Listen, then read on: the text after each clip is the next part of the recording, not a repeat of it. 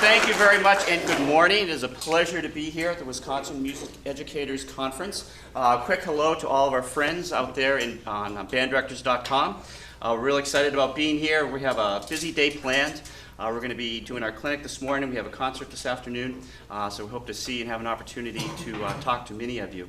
What we're going to do today, we're going to play at the end of the clinic, but what we're going to do first is we're going to bring up this wonderful quintet from Onalaska High School, work with them for a little bit, and then talk to you about chamber music and the importance of chamber music in your schools. And then before we do our last piece, we're going to have about 10 minutes or so for questions. So please feel free to ask anything. Start thinking of some questions now. Let me quickly introduce the members of Boston Brass to you. On French horn, we have Chris Castellanos.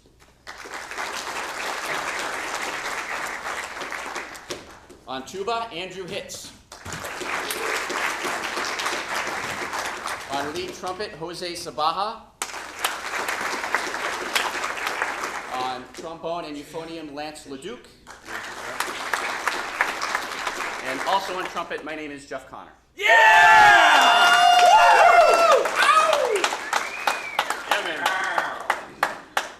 So what we'd like to do is bring up the quintet from Onalaska High School, and thank you just in advance for getting up early and being part of the clinic today. So let's have a round of applause for the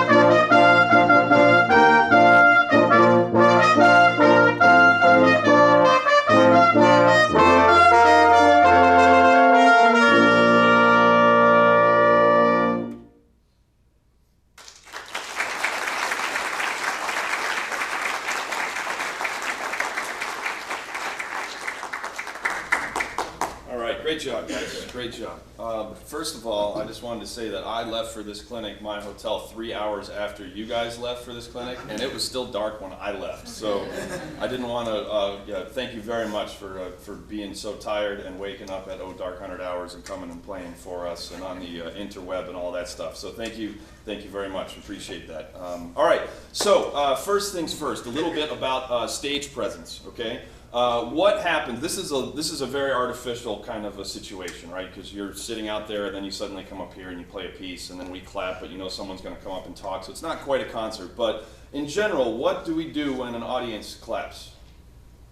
We have two options. We can either just sit there and kind of try not to move and be like, maybe no one will notice that I am sitting here because I don't know what to do. Or you can stand and then do what? And bow. Why do we bow? Exactly. The audience, that's exactly it. To say thank you for them saying thank you. There's a lot of thank yous going on. So, but it's basically just a sign of respect to the audience, okay? Do not misunderstand me. You guys were not in any way just disrespectful. It's not like you looked out at the audience like, no, we're not clapping, you know, we're not bowing for you guys. But it's really important to do something like that, okay? Can we, very quickly, can we try the last, where's a good place to start here? How about pickups to 61? Can we try that at the end? And when we're going to stand up and bow, and when we stand up, who's going to lead the bow? Generally, someone on either end is going to be good. Who wants to do it? All right, good. I was going to say, since he pointed first, I was going to make him do it, but if you're okay, then we'll have you do it. So go ahead at the one more time, pickups to 61, and then go ahead and also the most important part of a bow is to smile. You could play the worst thing that you've ever played in your life, and you just stand up and smile, and you just make the audience think like, well, maybe he didn't play it as badly as I thought because he's really happy. So that is one of the keys to being a professional musician. Is like, I didn't miss anything, man. You're crazy. So okay, go ahead one more time.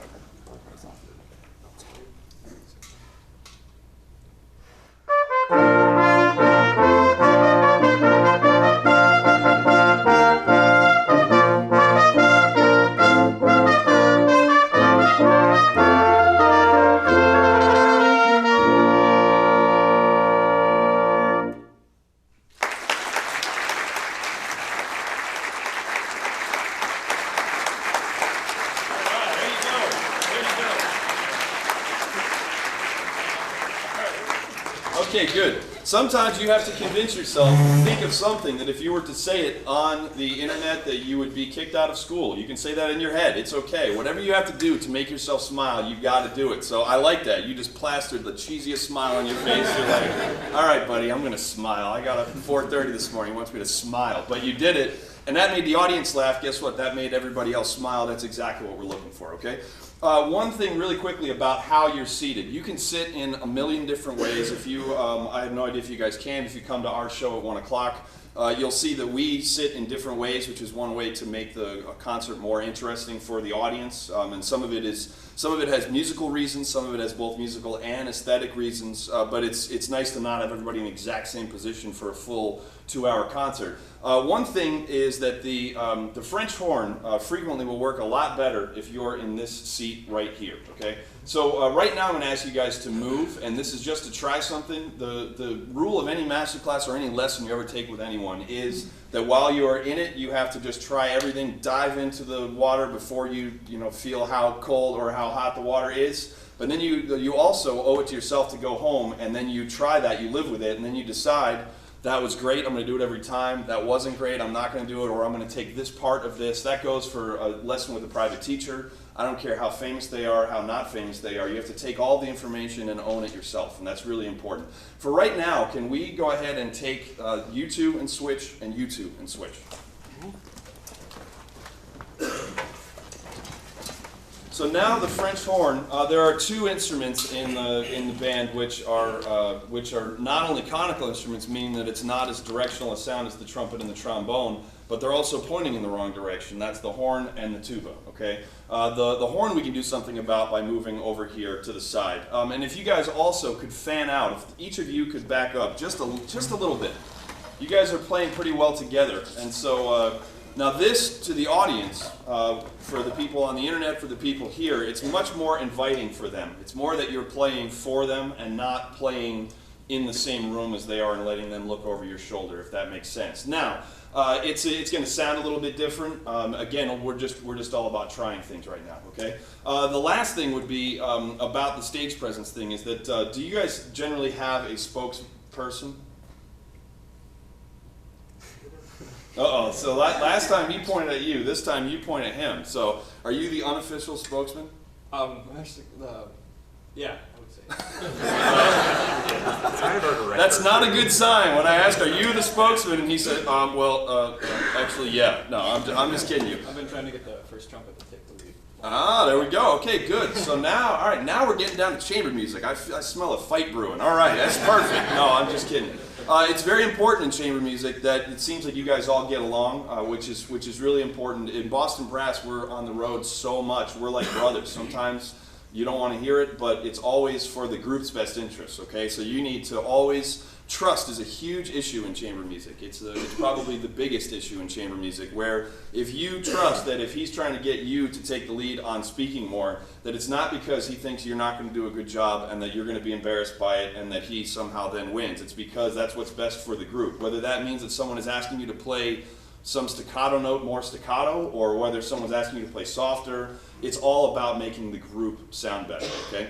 Because it would have been nice, again, this is a very artificial situation, it would have been nice for you to have told us, we knew who you were, but to have told us what you were playing. You know, even just a little bit about what you were playing. That's something that you can work on for next time. And it's also good, in the Boston Brass Show, all 5 of us speak. And that's not the case with every quintet. There are some quintets where only one person speaks. There are some where 2 people speak.